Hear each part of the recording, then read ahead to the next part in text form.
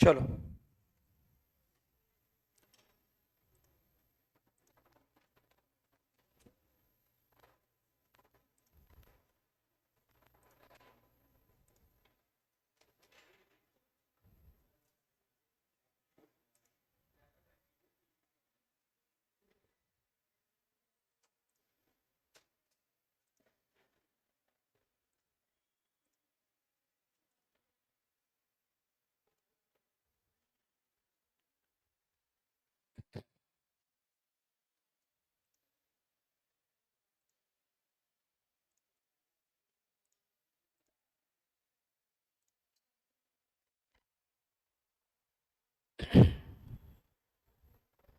तो forfeiture of fully paid up shares discuss कर रहे थे हम लोग। क्या हम fully paid up shares forfeit कर सकते हैं? जी हाँ, बट अगेंस्ट रियलाइजेशन ऑफ डेप्ट ऑफ ए शेयर होल्डर, यानी शेयर होल्डर का कंपनी के प्रति अगर कोई लाइबिलिटी है, ऑब्लिगेशन है, तो उस लाइबिलिटी मतलब कंपनी की वो एसेट हो जाएगी, तो उस एसेट के अगेंस्ट वो शेयर कैपिटल कैंसिल किया जा सकता है। But again not, this is not so important, but MCQ के पॉइंट ऑफ व्यू से ये इंपॉर्टेंट है। हम फॉरफिट कर सकते हैं fully paid up shares also, लेकिन उस शेयर होल्डर से पहले पैसे कुछ आने जरूरी है। कुछ पैसे आने वाले हैं और वो नहीं दे रहा है, तो हम उसको हमारे शेयर कैपिटल से वसूल किए हैं ऐसा दिखा सकते हैं by cancelling his shares. Okay, and वो शेयर्स हम फिर से किसी दूसरे को इशू कर देंगे और हमारे हमारे पैसे रिकवर कर लेंगे। Is it clear to you? Fine. बाकी दूसरे केसेस में जब वो कॉल पे नहीं करता है, यानी पार्टली पेड अप शेयर्स, हम लोग फॉरफिट करेंगे। Is it right? So accounting entry at the time of forfeiture of shares is this: amount of called up capital, sorry, accounting entry हमें सीखनी है। अकाउंटिंग एंट्री सीखने के लिए मैंने आपको ये सारी चीजें अभी अभी बताई थी पिछले लेक्चर में। Is it right? जरा ध्यान से पढ़ते हैं। At the time of passing entry for forfeiture of shares, student must be careful about the following matters. ठीक है ना? तो स्टूडेंट के दिमाग में क्या मैटर्स होने चाहिए? Amount called up, amount called up, that is amount credited to capital account in respect of forfeited shares, amount already received in respect of those shares, and amount due but not received in respect of those shares. We know that shares can be issued at par or at premium. Accounting entries for forfeiture will vary according to the situation. Forfeiture of shares which were issued at par, अगर share issued at par है तो entry क्या होगी? Share capital account debit with the amount called up, बराबर है ना? Forfeited shares account credit होंगे, amount already received on the forfeited shares. Share allotment के जो पैसे ड्यू बट नॉट पेड है, share first call, share final call, ये respectively जो कॉल पेंडिंग है उसका कॉल अकाउंट हमें क्रेडिट कर देना है। Alternatively calls in arrears account can be credited for the all amounts due if amounts due on allotment, first call and final call have been transferred to calls in arrears account. The entry will be, तो share capital account debit करेंगे उस case में, and calls in arrears account and forfeited share, मतलब instead of this three account only one account will be used. Which one is that? Calls in arrears account. सभी बच्चों को ये समझ में आ रहा है? फाइन। अब दूसरी एंट्री देखते हैं, forfeiture of shares which were issued at a premium. If premium is not received then only securities premium account will be debited. If premium is not received, then only securities premium account will be debited. And in that case, forfeited share account को कौन सा balance भेजना है? Amount received including premium, यहाँ पे लिख के रखो। अगर प्रीमियम ऊपर डेबिट हुआ तो नीचे अमाउंट रिसीव्ड में, सॉरी प्रीमियम नॉट रिसीव्ड है ना, extremely sorry, wait wait, premium not received के केस में जो सिक्योरिटीज प्रीमियम का डेबिट बैलेंस है वो कौन से अकाउंट में होगा? मोस्टली ये कॉल अकाउंट में, अलॉटमेंट कॉल अकाउंट में, इंक्लूडिंग प्रीमियम। बराबर है क्या दोस्तों? Including premium. बात पकड़ में आ रही है दोस्तों? 100 रुपए का शेयर है, 20 रुपए का प्रीमियम है, एक ही शेयर मान लो फॉरफिट किया है, तो 100 रुपए यहाँ पे डेबिट होंगे कैपिटल के, 20 रुपए प्रीमियम के डेबिट होंगे। तो क्रेडिट करते समय अलॉटमेंट के वक्त वो प्रीमियम मांगा जाएगा ना, अलॉटमेंट के वक्त वो प्रीमियम मांगा जाएगा। मान लो अलॉटमेंट का कॉल 30 रुपए है, और प्रीमियम उसमें 20 रुपए का एडिशनल है, तो 50 रुपए का कॉल जो है ना वो पूरा का पूरा 50 रुपए यहाँ पे क्रेडिट करना है। Are you getting this? मतलब यहाँ पे प्रीमियम डेबिट हुआ तो कहीं ना कहीं क्रेडिट में वो प्रीमियम का प्रोपोर्शनेट अमाउंट आना जरूरी है, तो जिस कॉल में वो है उस कॉल में उसको क्रेडिट किया जाएगा। Is it right? अगर नहीं मिला है तो, एंड मिला है तो if the premium is received then premium हमें डेबिट ही नहीं करना है, तो अलॉटमेंट का जो पैसा लेंगे ना हम, ओनली फेस वैल्यू लेना है, only face value excluding premium. I hope आपको समझ में आ रहा है, लिख के रखो ओनली फेस वैल्यू। मैं यहाँ पे कंसिडर कर रहा हूँ कि प्रीमियम किस में इंक्लूडेड होता है, मोस्टली अलॉटमेंट। ठीक है, तो are you ready to solve the questions? तो आप लोग पक्का यहां से पढ़ोगे सारी चीजें या जॉटिंग्स करवाओ कुछ? मुझे लगता है अभी सारी चीजें यहाँ पे डिस्कस कर ली है, तो रहने देते जॉटिंग्स। ठीक है, एक मिनट कितना है देखते हैं और समझते हैं इसको। ठीक है, यही सारी चीजें। ओके, रहने देते हैं, हम आगे बढ़ते हैं, क्वेश्चन सॉल्व करते हैं। बट पक्का पढ़ोगे यहाँ से, कंपलसरी आपको ये पढ़ना, सब बातें पढ़ के ही आगे बढ़ना। Do you get it? अरे बोलो। चलो, question number 10।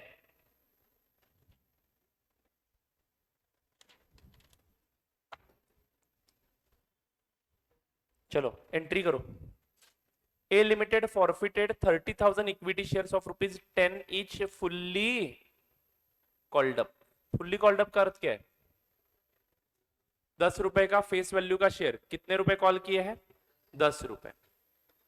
A Limited forfeited, A Limited forfeited 30,000 equity shares of rupees 10 fully called up, यानी 3 लाख का कैपिटल हमें कम करना है। Do you all agree with this? held by Mr. X for non-payment of final call of ₹4 each। तो 10 में से उसने फाइनल कॉल 4 रुपयों का पे नहीं किया है। इसका दूसरा अर्थ क्या हुआ? 6 रुपए उसने पे किए हैं। Do you all agree with this? However, he paid application money at the rate of ₹2 per share, allotment money 4 per share। तो 4 + 2 कितना आ गया? 6। और कितना नहीं आया? 4। समझ में आया ना? These shares were originally issued at par।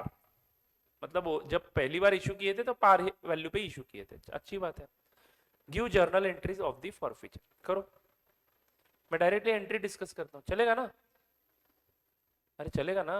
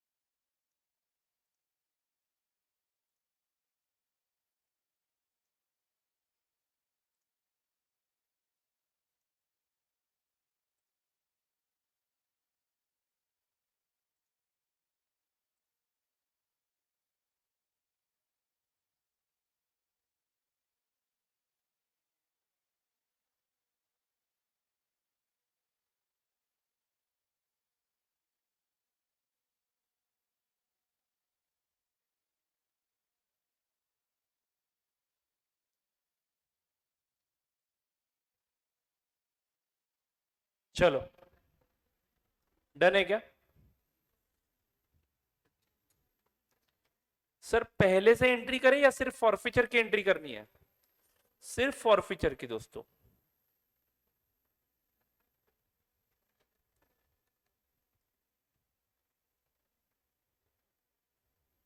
Check your entry. Equity share capital account debit 30,000 share 10 रुपए के। कॉल्ड अप 10 रुपए है ना, तो 10 रुपए हमें हमने क्रेडिट किए थे अर्लियर, इसलिए हमें डेबिट करने हैं। Is it right? To equity share final call. Can you see calls in arrears account institute mostly use नहीं करता। जब तक वो खुद से बोलेंगे नहीं कि कॉल्स इन एरियर्स में बैलेंस है, तब तक हम कॉल्स इन एरियर्स का उपयोग नहीं करेंगे। 4 रुपए and forfeited shares 30,000 into 6। Is it right? That was a very simple question. चलो question number 11। Shall we start? क्या सभी बच्चों को ये एंट्री समझ में आई? तो क्वेश्चन नंबर 11 पे आते हैं। X limited forfeited 20,000 equity shares of rupees 10 each, rupees 8 called up. ध्यान से सुनना, 10 रुपए का शेयर है बट कॉल्ड अप कितना है? तो मेरा सवाल है, इक्विटी कैपिटल आपने 10 रुपए से क्रेडिट किया होगा या 8 रुपए से? 8 से ही किया होगा। तो जितना क्रेडिट किया उतना ही रिवर्स करना, याद रखना। और उस 8 में से for non payment of first call money at the rate of 2 each, तो उस 8 में से कितने रुपए उस शेयर होल्डर से नहीं आए हैं? 2 रुपए नहीं आए हैं। मतलब आए कितने? 8 में से 2 नहीं आए, मतलब 8 में से 6 आए। एप्लीकेशन मनी 2 रुपए का था, अलॉटमेंट मनी 4 रुपए का था, देखो 6 रुपए आ गए हैं।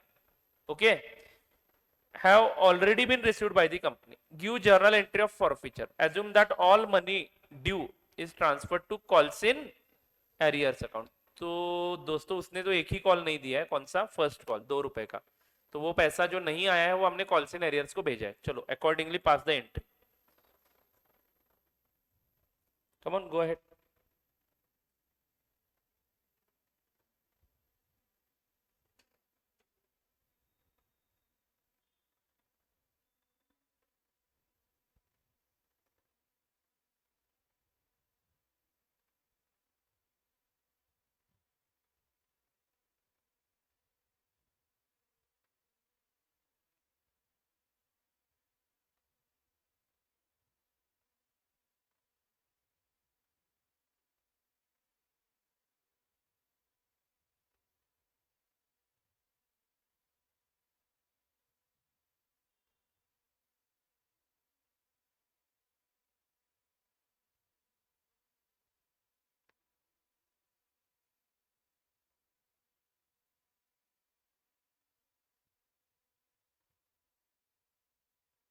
डन।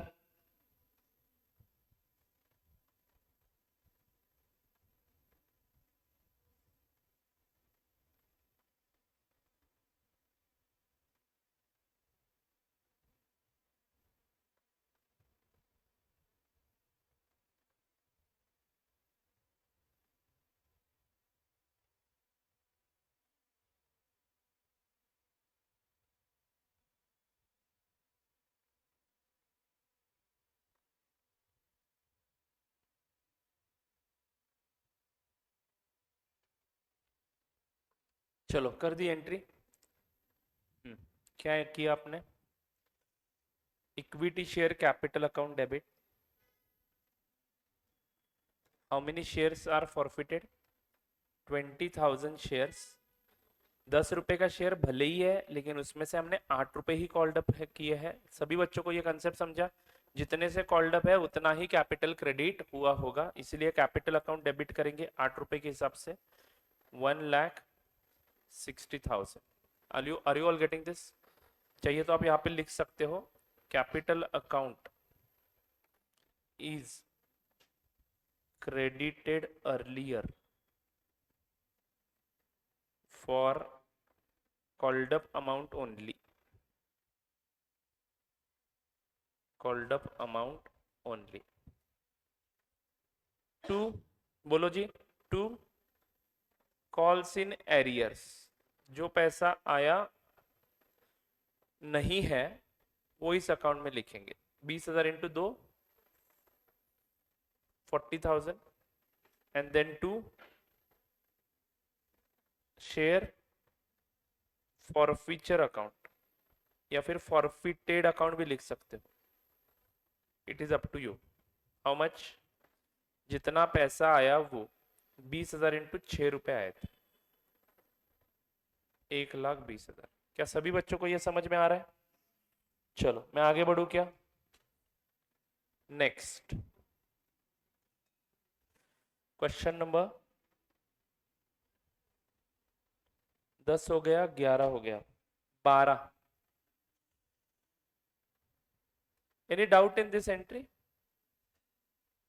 बोलिए, सब लोगों को बराबर आया ना आंसर? चलो, x limited forfeited 5,000 equity shares of ₹100 each, fully called up. Very very important, fully called up मतलब 100 रुपए का share, which where issued at a premium of 20%। तो 120 रुपए में इशू किया है, तो this time face value is ₹100 and issue price is ₹120 and shares are fully called up, means 120 का 120 पूरा कॉल किया है। तो सिंपल सी बात है, शेयर कैपिटल कितने से क्रेडिट हुआ है? 100 रुपए से। एंड सिक्योरिटीज प्रीमियम क्रेडिट हो चुका है बुक्स में, कितने रुपए से? 20 रुपए से। क्या सभी बच्चों को यह समझ में आ रहा है? फाइन।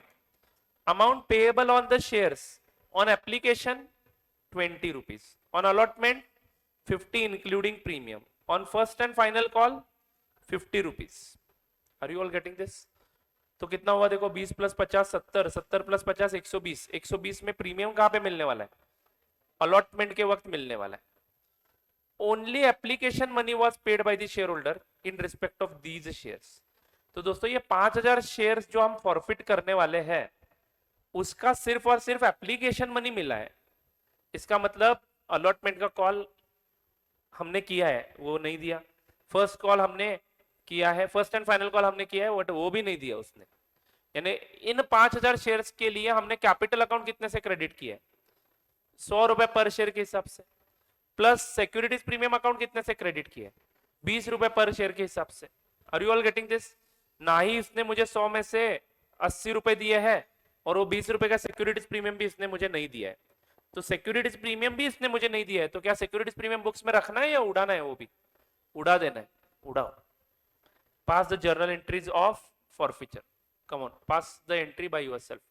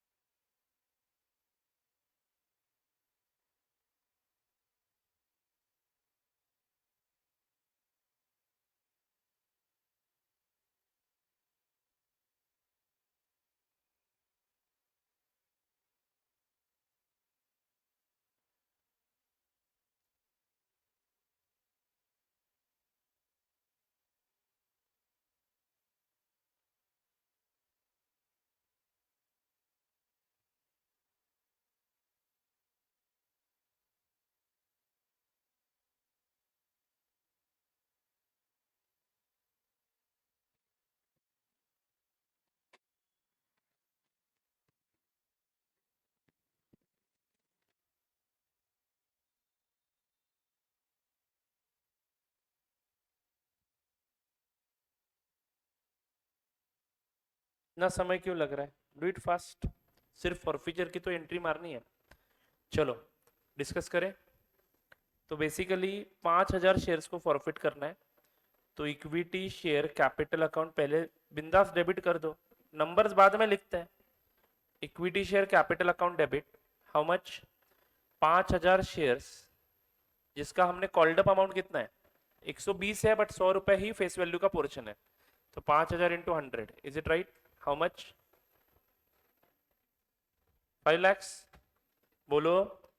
सिक्योरिटीज प्रीमियम भी नहीं दिया उस बंदे ने, तो सिक्योरिटीज प्रीमियम अगर पे नहीं हुआ है तो it will be debited.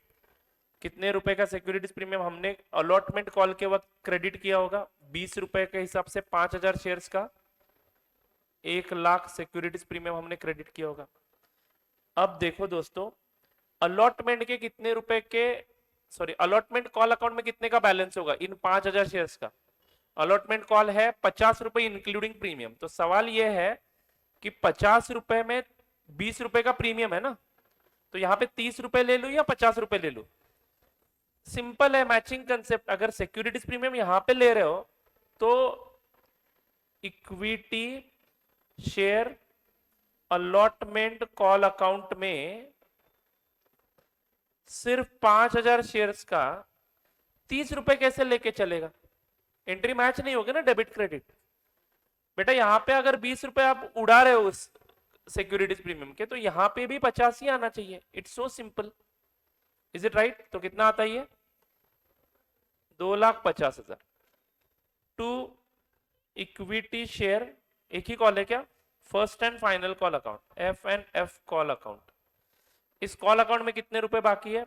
5,000 shares का 50 रुपए, तो 2,50,000। एंड जो पैसे आए हैं वो शेयर फॉरफीचर अकाउंट में डाल देने हैं आपको। 5,000 शेयर्स के कितने रुपए आए हैं? 20 रुपए, इज इट राइट? तो जो है 1 लाख रुपए आता है। It's so simple. बट अगर इसने प्रीमियम दिया होता तो ये 20 यहां पे नहीं आते और यहां पे सिर्फ 30 रुपए आ जाते। कितना सिंपल है ये, इज इट राइट? मैचिंग करना है, मैचिंग याद रखना। प्रीमियम ऊपर डेबिट किया तो अलॉटमेंट कॉल में प्रीमियम अक्सर होता है, तो अलॉटमेंट कॉल पूरे अमाउंट से कर लेना। प्रीमियम छोड़ के डेबिट किया, प्रीमियम छोड़ दिया, तो आप अलॉटमेंट कॉल में से सिर्फ फेस वैल्यू ले लो रिवर्स करते समय। तो सर फिर अलॉटमेंट कॉल में बैलेंस रह जाएगा। कैसे रहेगा? प्रीमियम तो रिसीव हुआ है ना, अलॉटमेंट कॉल में 30 रुपए ही आने बाकी हो सकते हैं। हाँ सर, लेकिन थोड़ा बहुत कम अमाउंट आया तो वो एक क्वेश्चन में कवर कर लेंगे। कभी कभार मान लो, देखते हैं वो सिचुएशन, वहां पे डिस्कस करता हूं मैं। चलो आगे बढ़ू क्या? Fine. Question number 13।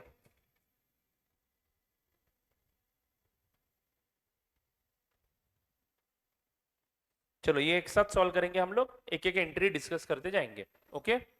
Mister Shami has applied for 1,000 shares of company XYZ, paying application money at the rate of 2 per share, but has been allotted only 600 shares. Pro रेटा अलॉटमेंट सुना है?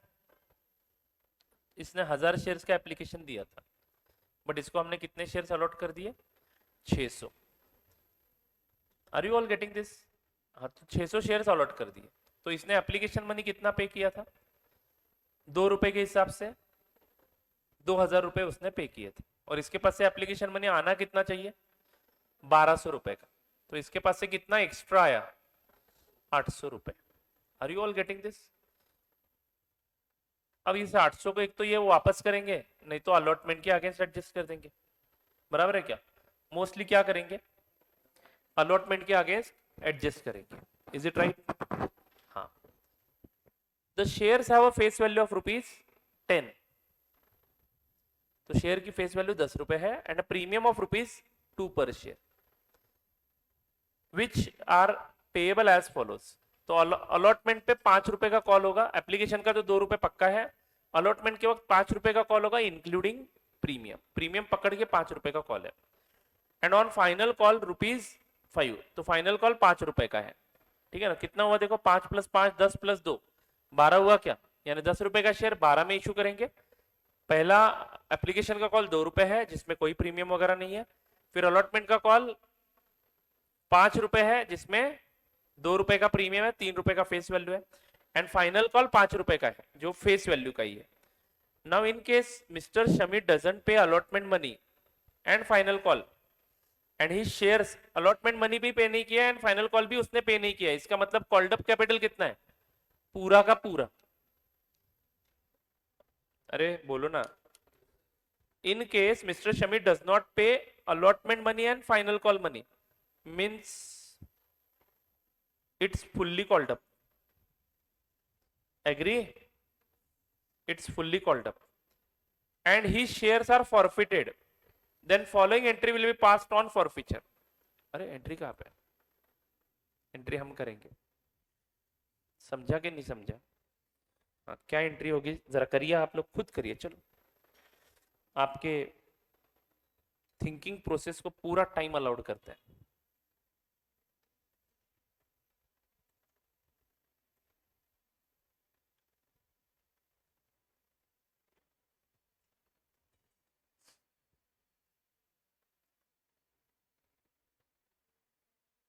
मुझे जरा पहले बताइए कि वो जो अलॉटमेंट के एप्लीकेशन के वक्त एक्स्ट्रा पैसा आया है कितने रुपए का? 1200 रुपए ना. 800 रुपए एक्स्ट्रा आया है तो उसका क्या करोगे? अलॉटमेंट में एडजस्ट करोगे. अलॉटमेंट में एडजस्ट करना है कंपलसरी.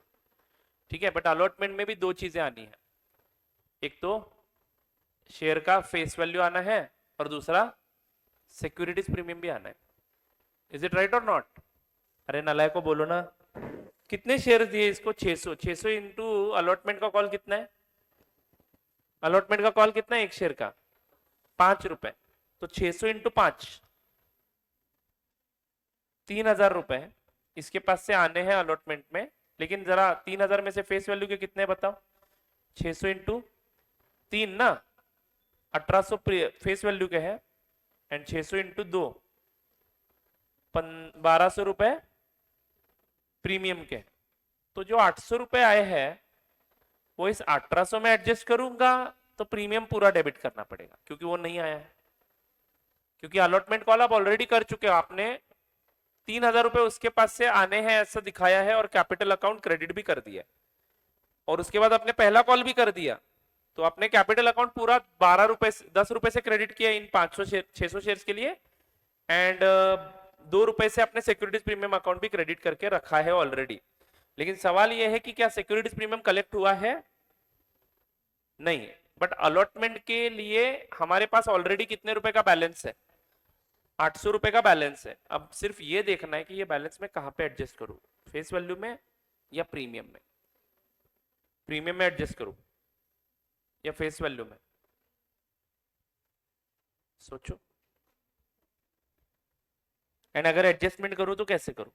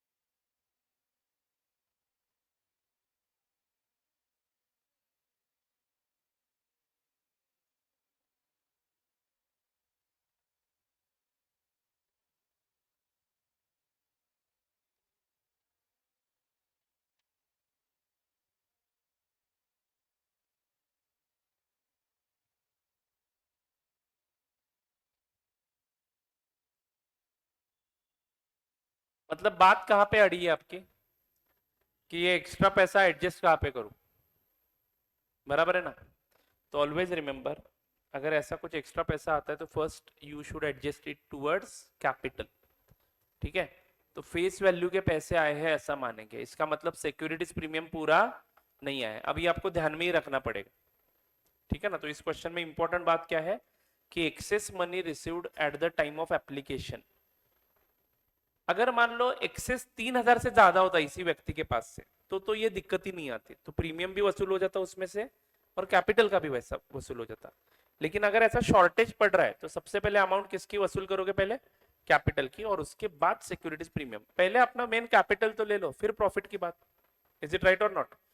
तो it's a method followed by the ICA and you have to remember it. Then only your answers will match with ICA answers. And it is logical also. पहले capital वसूल करना है या premium? Premium is a amount in addition to the capital. यहां पे आपको capital के पैसे वो नहीं दे रहे और आप उसके पास से प्रीमियम मिला ऐसा दिखा रहे हो, ये गलत हो जाएगा ना। Always remember this is a common sense. पहले कैपिटल आना चाहिए, फिर उसके ऊपर का अमाउंट प्रीमियम लेंगे हम लोग। Is it right? तो चलो एंट्री फिर आसान हो जाएगी, पर लेकिन इसके लिए कुछ वर्किंग नोट्स बनाने पड़ेंगे। राइट कितना अमाउंट एक्सेस आया, मैंने अभी ये जो कैलकुलेट करके दिखाया ना, वही मैं आपको प्रॉपरली लिख के देता हूँ। Please write down. Step number 1, calculation of excess amount received on application. Step number 1, calculation of excess amount received on application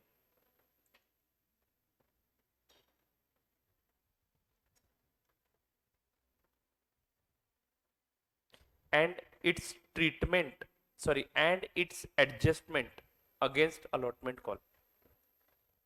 Calculation of excess amount received on application and its adjustment against adjustment against allotment call and its adjustment against allotment call.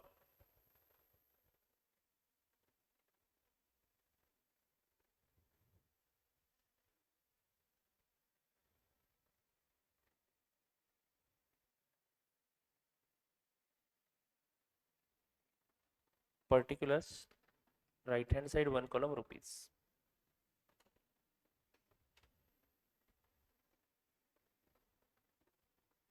Point number A,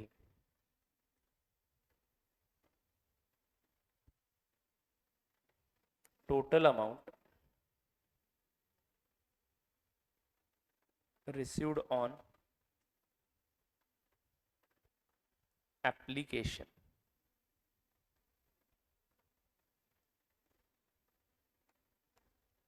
एक हजार into 2,000 रुपए। Is it right? Point number B, less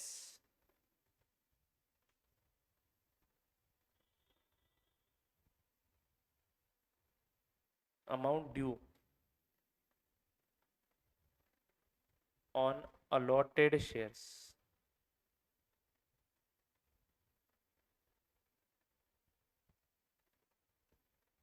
तो दोस्तों हमने उसको 600 shares allot किए हैं, 2 रुपए के हिसाब से उसका कितना आना चाहिए था?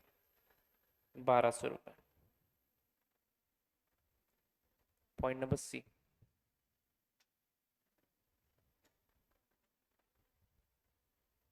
Excess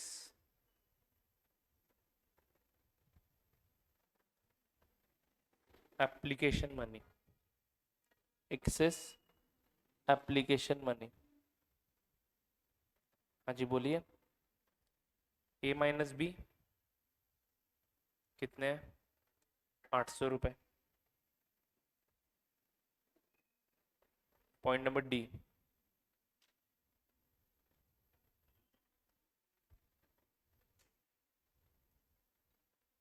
amount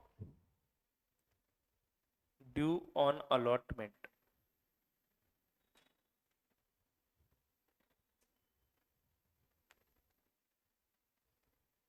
for face value. दोस्तों 600 शेयर उसको दिए हैं एंड अलॉटमेंट कॉल में से फेस वैल्यू का पोर्शन कितना है? 3 रुपए का। Is it right?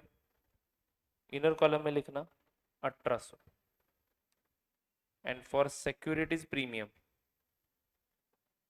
For premium लिखना बस। फॉर प्रीमियम 600 शेयर का 2 रुपए के हिसाब से 1,200 आना बाकी है।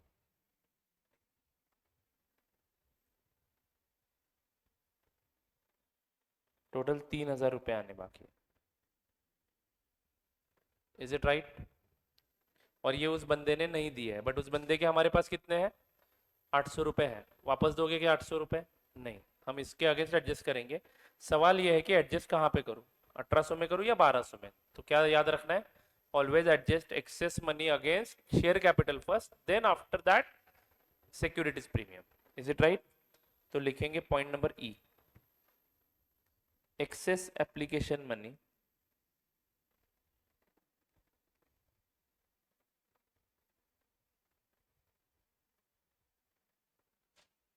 adjusted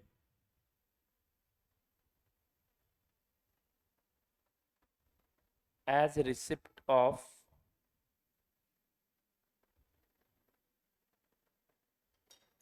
face value, adjusted as receipt of face value। तो 3000 में से 800 गए तो बचे 1200। Is it right? सॉरी 2200। नहीं नहीं नहीं, वेट वेट वेट, यहाँ पे कितना लिखेंगे? 800 ही लिखेंगे ना। Excess application money adjusted as receipt of face value कितना लिखेंगे? 800। बराबर है क्या? चाहिए तो आप यहाँ पे एरो करके लिख सकते हो।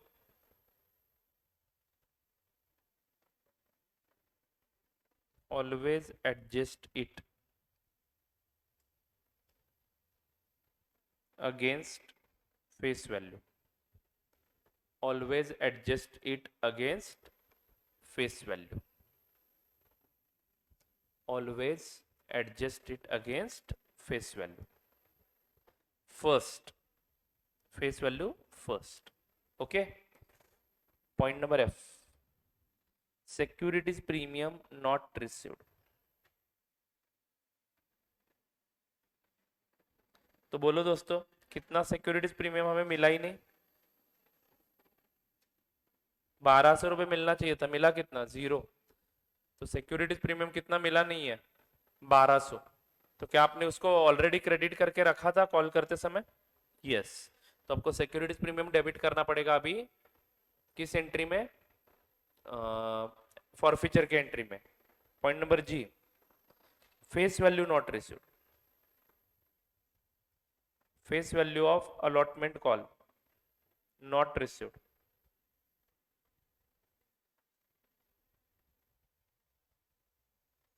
बोलिए जी, कितना आना चाहिए था फेस वैल्यू? 1800 रुपये। उसमें से आए कितने? 800। तो 1000 रुपये नहीं है और 800 आ गए हैं। Do you all get this? चलो अब एंट्री बनाते हैं।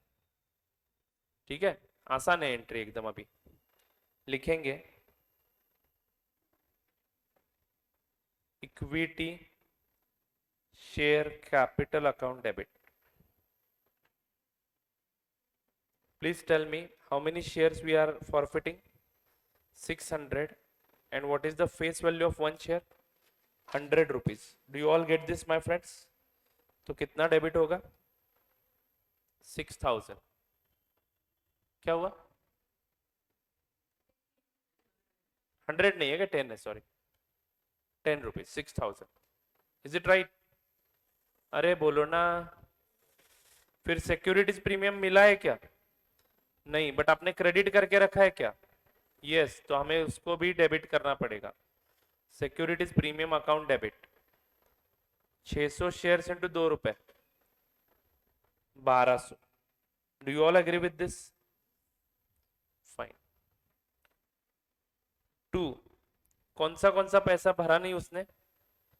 Equity share allotment call account का पैसा नहीं भरा। दोस्तों बहुत ही सिंपल है, 600 शेयर्स इंटू अलॉटमेंट का कॉल कितना आना चाहिए था? इंक्लूडिंग सिक्योरिटीज प्रीमियम पकड़ना है, 5 रुपए। तो 3000 आने चाहिए थे, माइनस 800 आए हैं। Is it right? हाँ, तो कितना? 2200। Are you all getting this? Next, to equity share, which call? First and final call. First and final call account 600 shares into 5 rupees 3000 and अब जो आया है वो to share forfeiture account to share forfeiture account 600 share का दोस्तों कितना रुपए आया है 600 shares into what is the application money received 2 रुपए बोलो ना यार 2 रुपए प्लस 800 एक्स्ट्रा आया था ना नहीं तो आप 1000 शेयर इंटू 2 लिख सकते हो तो कितना आया 2000 ना 2000 आया मैच हुआ क्या 7200 7200 कैन यू अंडरस्टैंड दिस नहीं तो कोई बच्चा क्या कर सकता है यहाँ पे एजम्पशन वो 800 रुपए सिक्योरिटीज प्रीमियम के मिले ऐसा भी मान सकता है बट ऐसा नहीं करना है क्योंकि उस केस में एंट्री पूरी बदल जाएगी फिर सिक्योरिटीज प्रीमियम आपका डेबिट कितने से होगा सिर्फ और सिर्फ 400 रुपए से 1200 माइनस 800 और in that case equity share allotment call account में भी हमें 400 कम करके लेने पड़ेंगे आई होप आपको समझ में आ रहा है ठीक है 800 कम करके लेने पड़ेंगे 800 बट ऐसे ही करना है क्लियर है फाइन चलो आगे बढ़े क्या सो आई होप आप लोगों को फॉरफीचर के सारे मुद्दे समझ में आए ये चारों क्वेश्चन एग्जाम में नहीं पूछे जाएंगे जो अभी हमने सॉल्व किया है ये चारों के चारों किस चीज के क्वेश्चन है कंसेप्ट बिल्डर्स ठीक है ना आपका कंसेप्ट बस समझाने के लिए ये 4 क्वेश्चन बनाए गए ऐसा एग्जाम में नहीं आता है एग्जाम में मिक्स क्वेश्चन आते हैं देखते हैं एग्जाम के क्वेश्चन कैसे होने वाले बट ये भी करने जरूरी है बिकॉज इसके सिवा आपको कंसेप्ट समझ में नहीं आएंगे तो मेरा तो यही है कि आप लोग बेसिक पहले कर लिया करो हमेशा ये क्वेश्चंस पहले आपको सॉल्व करना है एंड फिर एग्जाम के क्वेश्चंस ठीक है चलो आगे बढ़ू क्या दोस्तों now write down the title री इश्यू ऑफ फॉरफिटेड शेयर्स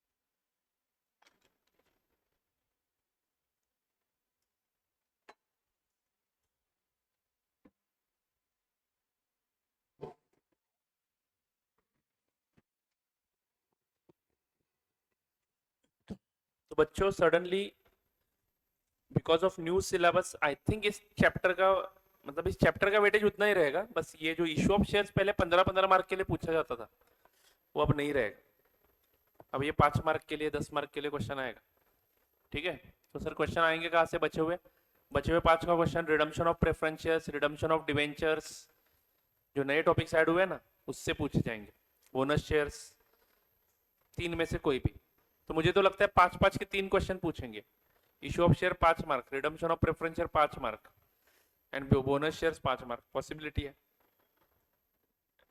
देखते चलो have you written the title re issue of forfeited shares re issue of forfeited shares refer page number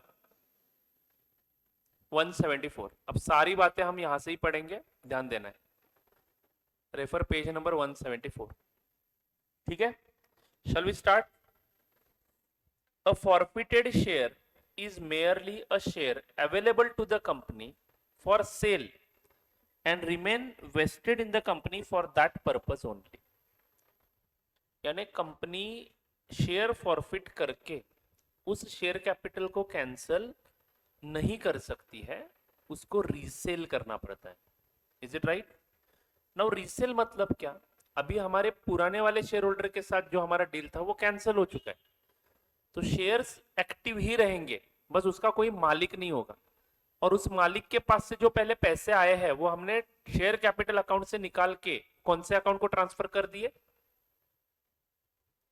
जरा बताइए हमने पुराने वाले शेयर होल्डर के पास से जो पैसा आया था वो शेयर कैपिटल अकाउंट से हटाया और कहां पे भेज दिया शेयर फॉरफीचर अकाउंट में यानी सिंपल सी बात है बेटा यहां पे ध्यान दो, अगर 100 रुपए का शेयर है और 80 रुपए आए हैं और 20 रुपए आने वाले हैं, तो हमारी बैलेंस शीट इसको पहले कैसे दिखाती थी? 80 बैंक में रखे जाते थे, कॉल अकाउंट में 20 रखे जाते थे, एंड शेयर कैपिटल के नाम से 100 रुपए बुलाए जाते थे। फिर हमने क्या करा, ये जो नहीं आए हैं पैसे वो कट किए और शेयर कैपिटल भी 100 रुपए से 80 रुपए पे लाया। Are you getting it? और अब उसके 80 रुपए को हम कैपिटल भी नहीं बोलेंगे, इसमें से कट करके कौन से अकाउंट में डाल देंगे? शेयर फॉरफीचर अकाउंट में। यानी कैपिटल का जो पैसा है पूरा डेबिट किया हमने, कितने रुपए से? 100 रुपए से डेबिट किया। 100 रुपए में से 20 रुपए किसके अगेंस्ट सेट ऑफ कर दिए? शेयर कॉल अकाउंट, जो नहीं आए हैं पैसे उसके अगेंस्ट सेट ऑफ कर दिए। और जो आए हैं वो शेयर कैपिटल से निकाल के हमने कौन से अकाउंट में डाल दिए? शेयर फॉरफीचर अकाउंट में डाल दी। यानी उसका पैसा 80 रुपए का हमारे पास अभी भी पड़ा हुआ है, लेकिन हम उसको शेयर फॉरफीचर के नाम से जानते हैं। Are you all getting this? मतलब शेयर तो अब नहीं रहा, इक्विटी शेयर कैपिटल पूरा डेबिट हुआ, मतलब अब शेयर नहीं रहा। तो क्या अब फिर से रीइश्यू करने की जरूरत नहीं है? हम ऐसे ही मतलब बैलेंस शीट रख सकते हैं क्या? ये शेयर फॉरफीचर कहां पे दिखाएंगे सर? इसको बैलेंस शीट में रिजर्व एंड सरप्लस के शेड्यूल में लास्ट लाइन पे दिखाना है। Are you getting it? Sorry, share capital के शेड्यूल में लास्ट लाइन पे ही दिखाना है शेयर्स फॉरफिटेड का बैलेंस।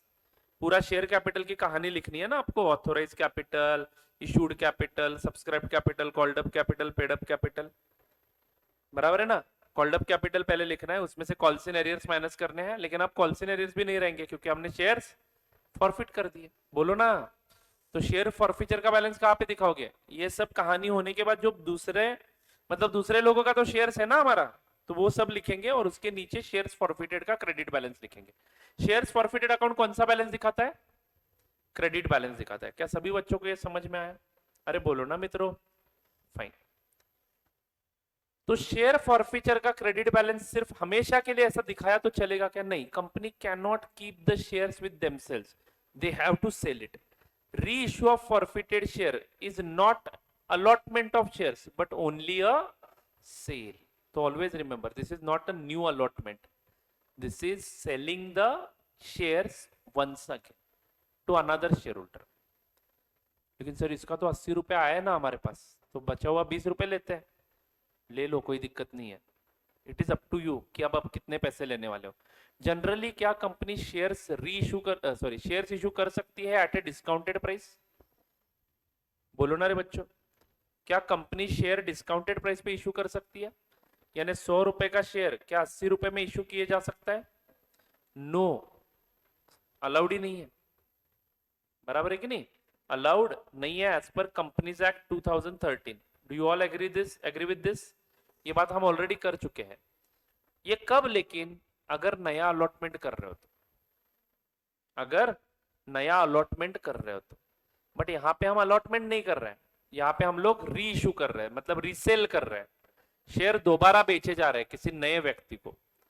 अब सिंपल सी बात है दोस्तों, ध्यान से सुनिएगा। 100 रुपए का शेयर है, 80 रुपए आए थे, रिसीव्ड थे पुराने वाले शेयर होल्डर के पास से, और कितने रुपए नहीं आए? 20 रुपए नहीं आए। बदले में हमने क्या कर दिया? इसको बार बार 20 रुपए मांग रहे थे बट नहीं दे रहा था, तो हमने इसका शेयर ही खारिज कर दिया, कैंसिल कर दिया। Are you all getting this? तो शेयर से कैंसिल कर दिए इसके। और अब हम इसको दोबारा इशू करना चाहते हैं। दोबारा जो शेयर इशू करना चाहते हैं उसकी फेस वैल्यू कितनी है? 100 रुपए ही है। तो आप नए शेयर होल्डर से कितने पैसे लेने के लिए तैयार हो? मैं तो पूरे 100 रुपए लेने के लिए तैयार हूं, और अगर मेरा बस चले तो मैं प्रीमियम भी ले लूं। कंपनी को पैसा नहीं चाहिए क्या? तो लोग अगर खरीदने के लिए तैयार है तो मैं इसको 150 में भी बेच सकता हूं। 150 में बेचा, टेंशन ही नहीं है। 150 में बेचा, टेंशन ही नहीं है, क्योंकि उस नए व्यक्ति से आप 150 लोगे, 100 रुपए कैपिटल को डाल दोगे, 50 रुपए सिक्योरिटीज प्रीमियम को, बात खत्म। Are you all getting this? But बेटा वो आईपीओ अलग बात होती है ना, क्योंकि आईपीओ में क्या होता है, प्रोस्पेक्टस वगैरह वो सारी प्रोसेस फॉलो करके पूरी दुनिया को बताया जाता है कि हम शेयर इशू कर रहे हैं। बट ये अलग बात है, ये रीसेल चल रहा है शेयर्स का, इसमें भी काफी सारे लोग इंटरेस्टेड होते हैं। उसके लिए आपको पेपर वगैरह पढ़ना पड़ेगा। तो कंपनी अब ये शेयर रीइश्यू कितने में कर रही है वो भी देखना बहुत जरूरी है। और मोस्टली इसका क्या होता है, ऑक्शन होता है। तो ऑक्शन में ये प्राइस कहीं पे भी जा सकती है। बट अगर कंपनी कम से कम चाहिए तो कितने पैसे एक्सपेक्ट करेगी शेयर होल्डर से? 20 रुपए। तो कंपनी क्या करती है ऑक्शन में, 20 रुपए का बेस मिनिमम प्राइस रखा जाता है। क्यों 20 ही क्यों सिलेक्ट किया मैंने?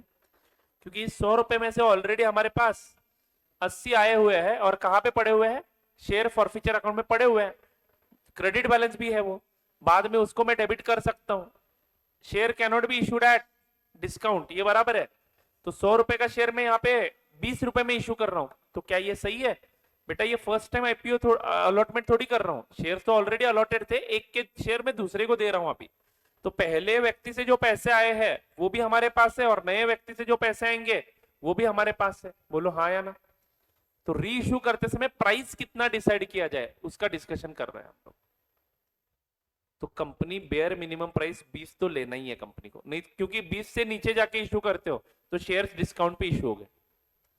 क्योंकि 80 अर्लियर होल्डर से आ गए और 10 मान लो इसके पास से आ गए, तो 90 रुपए से आ गए 100 रुपए के शेयर्स के बदले, तो ये नहीं अलाउड है आपको।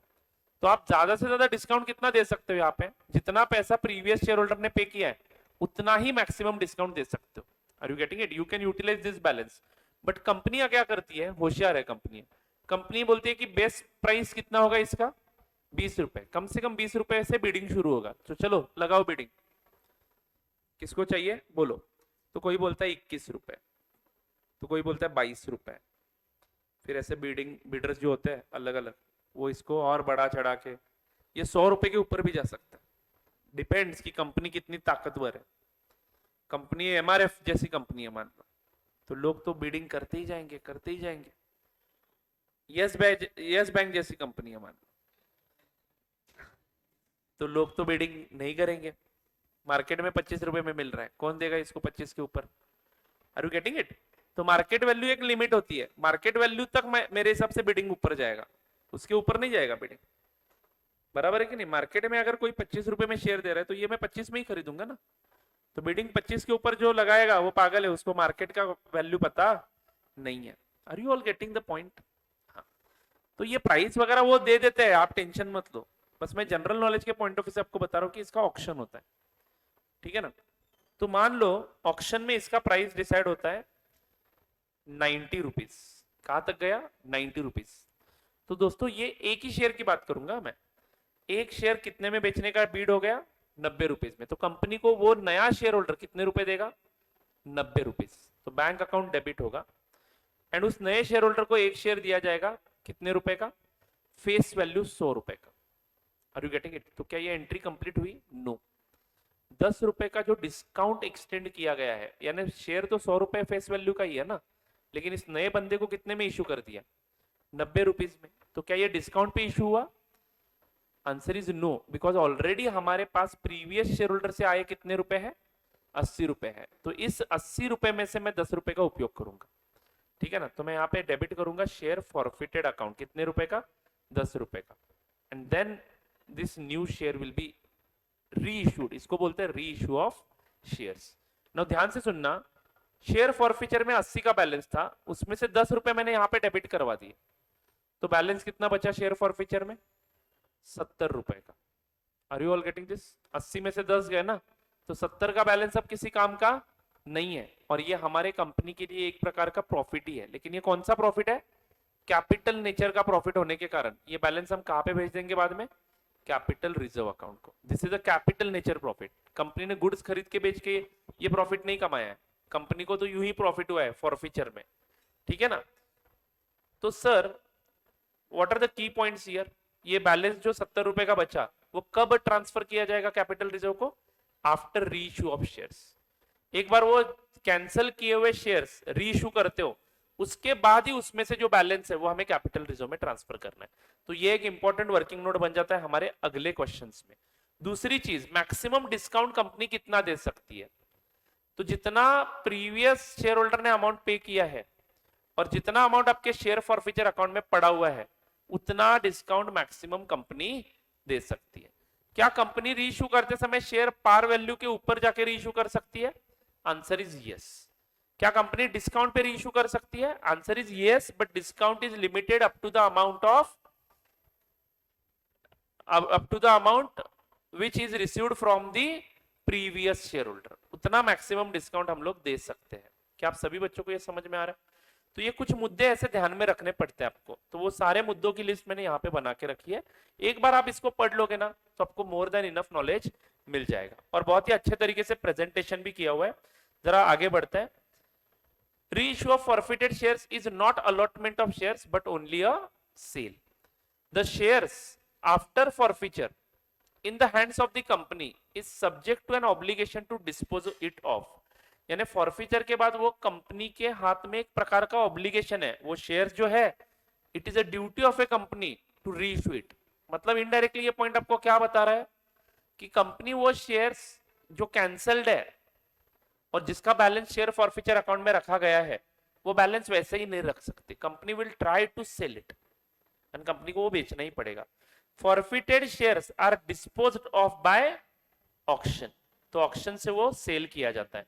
These shares can be reissued at any price, ध्यान से पढ़ो बच्चों, at any price so long as the total amount received from the original allottee and the second purchaser for those shares is not less than the amount in arrears on those shares।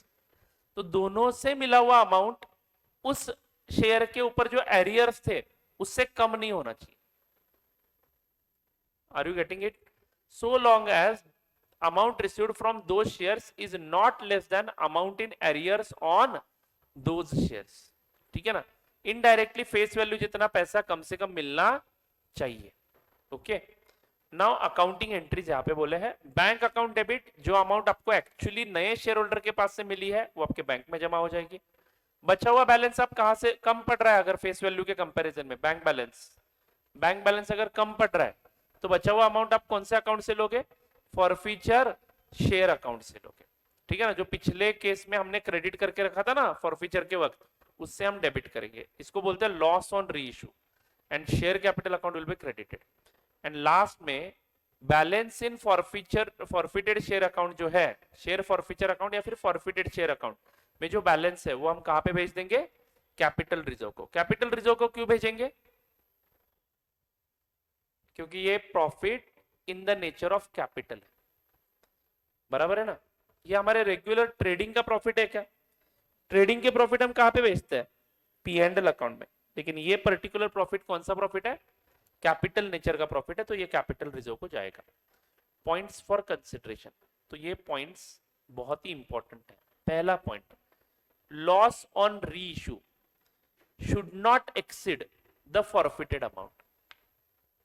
Loss on री issue should not exceed the forfeited amount. Forfeited amount के ऊपर loss on री issue कभी भी नहीं जाना चाहिए। Let's take a example of this, यही एग्जांपल कंटिन्यू करते हैं दोस्तों। 100 रुपए का फेस वैल्यू है, 100 रुपए का फेस वैल्यू है। रिसीव्ड कितना है, 80 रुपए। रिसीव्ड कितना है, 80 रुपए। तो यहां पे ये कॉल मनी नहीं आया था ना, अमाउंट नॉट रिसीव्ड था ये अमाउंट, ये एरियर्स बोलूंगा इसको, एरियर्स।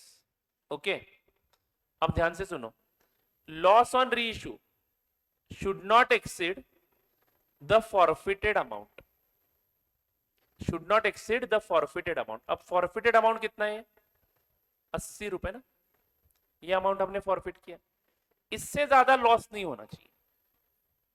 लॉस ऑन री issue should not exceed 80 rupees, यानी पिछले शेयर होल्डर ने जो दिया है अमाउंट उतना ही डिस्काउंट आप एक्सटेंड कर सकते हो किसको, नए शेयर होल्डर को। कंपलसरी उतना डिस्काउंट नहीं देना है, it is up to you. Bidding होगा ना बच्चों, ऑप्शन समझ सकते हो कि नहीं, तो कंपनी पहले ही लॉस डिसाइड करके रखेगी ना, कितना लॉस कर सकते हैं मैक्सिमम। 100 रुपए का शेयर है, कितना लॉस कर सकते हैं, जो अमाउंट फॉरफिटेड है 80 रुपए, उतना ही लॉस कर सकते हैं। तो 100 रुपए में से 80 रुपए नहीं मिले तो भी चलेगा, तो बेस प्राइस कितना रखेंगे ऑक्शन के वक्त, 20 रुपए रखेंगे। चलो लगाओ बोली, 20 के ऊपर ही जाएगा ना, अरे बोलो ना, तो 20 के ऊपर 30 जा सकता है, 40 जा सकता है, 50 जा सकता है, 80 तक जा सकता है, 100 में भी खरीद सकते हैं, 120 में भी खरीद सकते हैं। अरे 120 में खरीदा तो अच्छी बात है, bank account debit 120 to share capital 100 to securities premium 20, वाह बात ही खत्म। प्रीवियस पर्सन ने सिक्योरिटीज प्रीमियम दिया है नहीं दिया है वो देखने की जरूरत नहीं है। नए पर्सन से आप ज्यादा पैसा लेते हो तो सिक्योरिटीज प्रीमियम, नहीं लेते हो तो जितना मिला उतना ले लो और बचा हुआ शेयर फॉरफिटेड से ले लो, बचा हुआ शेयर फॉरफिटेड से ले लो। समझ में आया क्या? अरे बोलो। If the loss on reissue is less than the amount forfeited the surplus should be transfer to capital reserve. क्या ये समझ में आया? लेकिन transfer to capital reserve after reissue, very very important. Reissue होने के बाद ही वो कैपिटल रिजर्व का बैलेंस, सॉरी शेयर फॉरफीचर का बैलेंस कहां पे जाना चाहिए? कैपिटल रिजर्व को। क्लियर है क्या बच्चों? अरे नलय को बोलो ना। The forfeited amount on shares, the forfeited amount on shares मतलब अमाउंट ओरिजिनली पेड अप, पहले शेयर होल्डर से मिला हुआ, नॉट येट री issued, should be shown under the heading share capital. यानी शेयर फॉरफीचर अकाउंट का बैलेंस कहां पे दिखाना है? या चाहिए तो यहां पे लिख सकते हो, means balance of share forfeiture account, balance of share forfeiture account. Share forfeiture account का बैलेंस हमें कहां पे दिखाना है बच्चों? बैलेंस शीट में शेयर कैपिटल के शेड्यूल में लास्ट लाइन पे। पहले शेयर कैपिटल का बैलेंस, फिर उसके बाद शेयर फॉरफीचर का बैलेंस। क्यों यहाँ पे? क्यों? क्योंकि क्रेडिट बैलेंस है और वो शेयर कैपिटल का ही पैसा है ना, बस हमने वो कैंसिल किया है अब शेयर्स। जब तक री इशू नहीं करते हो तब तक ये बैलेंस यहाँ पे दिखेगा। Is it right? When only a portion of forfeited shares are reissued then the profit made on री issue of such portion of shares must be transferred to capital reserve. जैसे कि दोस्तों यहाँ पे ध्यान दो, मान लो किसी शेयर होल्डर के 10,000 शेयर्स हमने कैंसिल किए हैं। Are you getting this? जिसके ऊपर 100 रुपए के फेस वैल्यू के बदले सामने वाले व्यक्ति ने पेड अमाउंट कितना करा था? 80 रुपए। ओके, एंड 20 रुपए एरियर्स थे, 20 रुपए एरियर्स के थे, तो हमने ये शेयर फॉरफिट कर दिए। अब जरूरी नहीं है कि 10,000 शेयर्स में फिर से एक साथ बेच पाऊं, तो जब पहली बार बिडिंग हुआ तो 5,000 शेयर्स ही खरीदे जाते हैं। 5,000 शेयर्स ही दूसरे शेयर होल्डर के द्वारा खरीदे जाते हैं और ये 5,000 शेयर्स कोई भी नहीं खरीदता है। हो सकता है कि नहीं? हो सकता है। तो अब ये 5,000 शेयर्स ही क्या हो गए? री इशू हो गए। तो जब आप री इशू करते हो शेयर्स तो कितने में कर दिए? मान लो 40 रुपीज में री इशू कर दिए, तो 40 रुपीज वो बैंक में देगा, बचे हुए 60 कहां से लूंगा मैं? बचे हुए 60 कहां से लूंगा? शेयर फॉरफीचर अकाउंट से लूंगा। Are you all getting this? और फिर इक्विटी कैपिटल में 100 रुपए से क्रेडिट कर दूंगा। बात पकड़ में आई? बट दोस्तों हमारा टोटल बैलेंस कितना है शेयर फॉरफीचर अकाउंट में? 10,000 इंटू 80 रुपए यानी 8 लाख रुपए का बैलेंस है। और अब मैंने 10,000 में से कितने शेयर रीइश्यू कर दिए? 50%, आधे, बराबर है कि नहीं? तो इस 8 लाख में से सिर्फ 4 लाख का बैलेंस हमारे इन 5,000 शेयर्स के लिए अलाउड है यूज करने के लिए। और मैंने कितना यूज कर दिया? ये बंदे ने 40 रुपए दे दिए, तो मैंने 60 रुपए पर शेयर। अरे बच्चों समझ में आ रहा है क्या? 60 रुपए पर शेयर इंटू कितने शेयर्स? 5,000 शेयर्स। तो मैंने 3 लाख का बैलेंस इसमें से यूटिलाइज करा, तो बचा बैलेंस कितना? 1 लाख। तो ये 1 लाख ही बस कहां पे जाएगा? कैपिटल रिजर्व को। और बचे हुए ये 4 लाख जो अनइश्यूड है, shares forfeited but not reissued का प्रोपोर्शनेट बैलेंस ही है, ये हमें कहां पे दिखाना है? शेयर फॉरफीचर में ही रखना है। इसको कैपिटल रिजर्व में मत भेजना। जितना शेयर रीइश्यू करोगे उतना ही प्रोपोर्शनेट बैलेंस कहां पे जाएगा? कैपिटल रिजर्व का। ये इंस्टीट्यूट का फेवरेट एरिया है, इसके ऊपर हम ढेर सारे क्वेश्चन करेंगे। Proportionate amount is to be transferred to capital reserve, ना कि फुल अमाउंट। नहीं तो बच्चों को क्या लगता है? 5,000 रीइश्यू कर दिए ना, तो अब ये पूरा का पूरा 8 लाख माइनस कितना यूज किया? 3 लाख, तो 5 लाख भेज देते हैं कैपिटल रिजर्व को। तो बेटा आप लोगों ने क्या किया? जो 5,000 शेयर्स रीइश्यू नहीं किए थे उसका भी बैलेंस आपने फ्रीज कर दिया कैपिटल रिजर्व को। तो ये गलत है। अगर आपने जितने शेयर्स फॉरफिट किए हैं, when only a portion of the forfeited shares, मतलब 10,000 में से पोर्शन यानी 5,000 shares is reissued, then profit made on reissue of such portion of shares must be transferred to capital reserve, यानी प्रोपोर्शनेट बेसिस पे उतने ही share का profit आप capital reserve को भेज दो। प्रॉफिट क्यों बोला उसको? सिंपल सी बात है ना दोस्तों, ये 5000 शेयर्स के लिए आपके पास पहले कितने पैसे आए थे, कितने आने चाहिए थे टोटल 5000 शेयर्स के? 100 रुपए के हिसाब से कितने आने चाहिए थे? 5 लाख ही आने चाहिए थे ना मित्रों, समझ में आ रहा है क्या? हाँ, तो पहले शेयर आने चाहिए थे ये, this is amount expected to be received from that person, but पहले शेयर होल्डर ने कितना दिया? 80 रुपए दे दिया है, मतलब कितना आया था पहले शेयर होल्डर के पास से? 4 लाख आ गए थे, और ये नए शेयर होल्डर वाले ने कितने दिए? 40 रुपए दे दिए, तो और कितने आ गए? 5000 इंटू 40, 2 लाख, बोलो ना, तो इनडायरेक्टली 6 लाख रुपए आ गए ना। तो 5 लाख के लाइबिलिटी के बदले कितने आ गए? 6 लाख आ गए, मतलब 1 लाख का एक्स्ट्रा पैसा आ गया है, तो वो कहां पे जाना चाहिए? कैपिटल रिजर्व को। तो क्या इस 1 लाख को मैं प्रॉफिट ऑन रीइश्यू बोल सकता हूं क्या? यस, एक्स्ट्रा पैसा जो आया है वो प्रॉफिट, लेकिन दोनों का अमाउंट जो ऐड कर रहा हूं मैं, वो कंसिडर करके प्रॉफिट निकाल रहा हूं। नहीं तो आप ऐसा बोलो, शेयर फॉरफीचर में जो बचा हुआ बैलेंस है वो तो एक्स्ट्रा मनी रिसीव्ड ही है ना, तो वो आप प्रॉफिट बोल सकते हो। ये प्रॉफिट आपको प्रोपोर्शनेटली ट्रांसफर करना है। Are you getting this? When the shares are reissued at a loss, such loss is debited to the forfeited share account. ये हमने पढ़ लिया। If the shares are reissued at a price which is more than the face value of shares, the excess amount will be credited to securities premium account. Reissue के वक्त आप face value के ऊपर जाके भी बेच सकते हो। बिडिंग इतना तेज चला कि 100 रुपए का शेयर 120 में खरीदने के लिए तैयार हो गया कोई, अच्छा है ना, 20 रुपए का एक्स्ट्रा फायदा मिला, उसको क्या बोलेंगे? Capital securities premium. और पहले शेयर होल्डर ने दिए थे 80 रुपए, उसका क्या करोगे सर? फिर वो सब का सब कहां पे जाएगा? कैपिटल रिजर्व को चला जाएगा। क्लियर है क्या?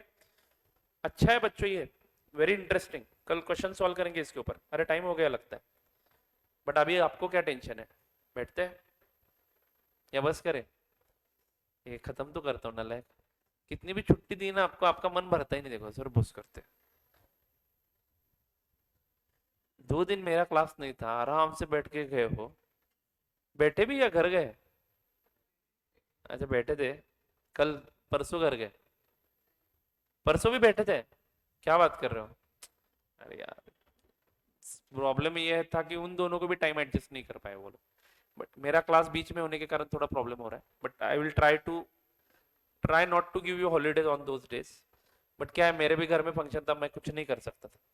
Anyway, if the reissued amount and forfeited amount, सुनो ना बच्चों, if the reissued amount and forfeited amount taken together exceeds the face value of the shares reissued, it is not necessary to transfer such amount to the securities premium account. मतलब क्या sir? यही example लेते हैं ना, देखो forfeited amount एक share का कितना था हमारे एग्जांपल में? 80 रुपए, एंड रीइश्यू कितने पे किया? 40 रुपीज में, तो टोटल अमाउंट कितना आया? 120, और शेयर की फेस वैल्यू कितनी है? 100। तो किसी स्टूडेंट का दिमाग ऐसे भी चल सकता है ना, तो 100 रुपए का शेयर सर इनडायरेक्टली 120 में इश्यू किया। एक ही व्यक्ति को इश्यू नहीं किया है आपने, ये 2 अलग अलग व्यक्तियों को इश्यू किया है, तो जरूरी नहीं है कि ये 20 रुपए का प्रॉफिट आप सिक्योरिटीज प्रीमियम को भेजो। तो वो कहां पे जाता है हमारा ये एक्स्ट्रा प्रॉफिट? कैपिटल रिजर्व को ही जाता है, एंड वही वो प्रॉफिट है 5000 शेयर इंटू 20 रुपए, 1 लाख रुपए। Are you getting it? तो वो सिक्योरिटीज प्रीमियम में गया क्या एंड कैपिटल रिजर्व में गया क्या? जाना तो रिजर्व एंड सरप्लस में ही है, लेकिन बहुत बड़ा फर्क पड़ता है इसके कारण, फ्यूचर में समझेगा, अभी नहीं। ठीक है, आप कंपनी अकाउंट्स पढ़ने आ जाओ, what is the difference between securities premium and ये रिजर्व्स क्या इंपॉर्टेंट रोल प्ले करता है। अभी चलो इंटर में भी आने की जरूरत नहीं है, अभी मुझे रिडम्पशन ऑफ प्रेफरेंस शेयर में ये सब पढ़ाना ही पड़ेगा। मेरे को तो टेंशन आता है कभी कभार कि मैं कैसे पढ़ा पाऊंगा उन सभी टॉपिक्स को, क्योंकि क्या प्रॉब्लम ये है कि आप लोगों की मैच्योरिटी लेवल अब वहां तक पहुंची नहीं है, तो मुझे आपके लेवल पे आना पड़ेगा। आप देखते कैसे, मैंने तो कुछ सोचा ही नहीं है उसके बारे में, देखता हूँ जब आएगा तब देखा जाएगा। ठीक है, बट आएगा, आपको 100% सब कुछ सॉल्व करने के लिए आएगा विद कंसेप्चुअल क्लैरिटी, ये मेरा पक्का वादा है। ठीक है, बट आपको ध्यान देना पड़ेगा, रिडम्पशन ऑफ प्रेफरेंस शेयर वैसे आसान है, बट कंसेप्चुअली समझाना तो ही उस टॉपिक को सॉल्व करने में मजा आता है।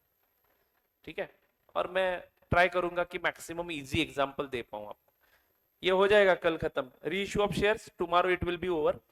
Day after tomorrow we will start with issue of debentures. Issue of debenture will take hardly 1.5 day. ठीक है. And immediately we will start with the new chapters. ठीक है, फाइन. चलो ये मुद्दा खत्म करते हैं. क्वेश्चन पे आना है हमें.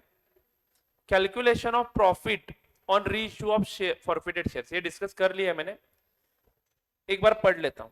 As the company may on reissue allow the discount to the new purchaser equivalent to amount held in credit in this regard in forfeited share account. हमने पढ़ा था ना कि फॉरफिटेड शेयर अकाउंट में जितना बैलेंस है उससे ज्यादा अमाउंट आप एक्सटेंड नहीं कर सकते as a discount. The credit balance of the forfeited share account cannot be considered as surplus unless the shares forfeited have been reissued. यानी कैपिटल रिजर्व को हम ट्रांसफर कब करेंगे अमाउंट? रीइश्यू करने के बाद. उसका एक एग्जांपल यहाँ पे दिया है जो आज आपका होमवर्क है. पढ़ो जरा इसको, वक्त मिला तो. Question number 14 will solve tomorrow. ठीक है. So tomorrow at same time will meet. Tomorrow we will complete the reissue वाला पार्ट. देखते हैं जितना हो सके उतना जल्दी जल्दी करेंगे. आज के होमवर्क क्वेश्चंस कौन से दिए थे मैंने? 23 एंड 24 करके आओगे ना? कहाँ पे लिखा था वो मैंने? हाँ यहाँ पे. 23 and 24 is your today's homework. Please complete करके आना. ठीक है. चलो